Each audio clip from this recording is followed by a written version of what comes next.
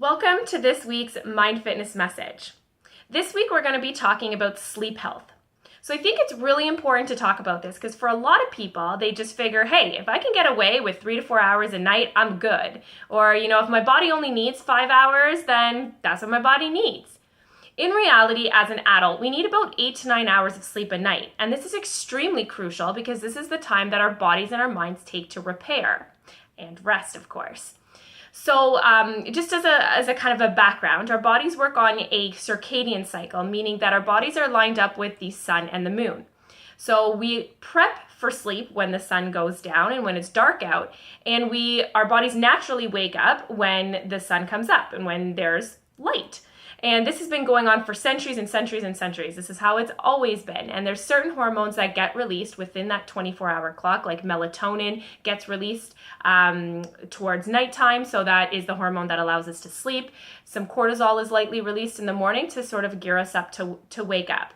So I have 5 tips and 5 sleep health tips that are really going to help you get the best sleep, the best quality sleep, and start getting that 8 to 9 hours a night.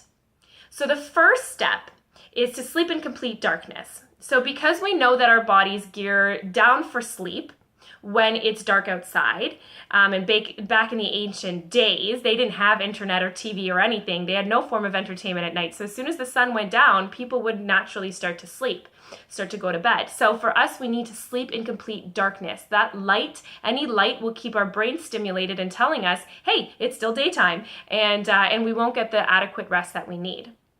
Second thing is you want to avoid stimulants before bed. So this can be coffee, sugar, exercise, anything that's going to keep your body stimulated and keep it working, keeping your blood sugar high or your cortisol levels high. We want to avoid those before bed. You want to take that 2-hour window before bedtime to really start to gear down. As melatonin is secreted in order to allow us to fall asleep, we want to match that with what we're doing in our environment and what we're putting into our bodies as well. The third thing is to make the bedroom a relaxing place. So avoid stressful talks or stressful situations before bed.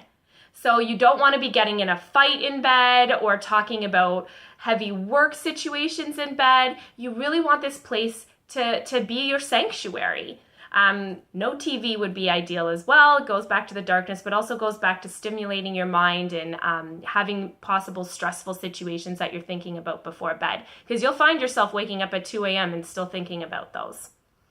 The fourth thing to do is to wake up without an alarm clock. I know this sounds crazy. How am I going to get to work if I don't have an alarm clock? But naturally, your body will learn how to wake up on its own, especially if you're getting adequate rest.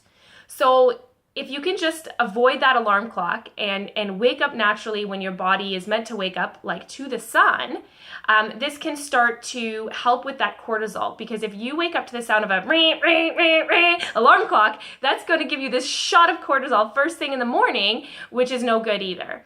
So try to go without the alarm clock, and if you can start to schedule your sleep from about 10 a.m. to 6 a.m., that is that ideal time frame, as our bodies will be repairing our physical bodies between 10 to 2 a.m., and from 2 to 6 a.m., we're repairing our mind and our mental habits and storing our memories and all that good stuff.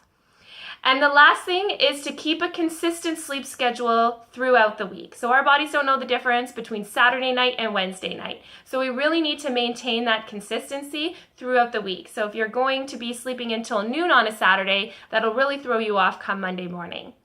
So those are my 5 tips to sleep health. It's really important for our mental health that we get that adequate rest, and for our bodies to repair as well. So good luck this week. Try some of those tips. Let me know how they go, and we'll see you next week for our new Mind Fitness message. Take care.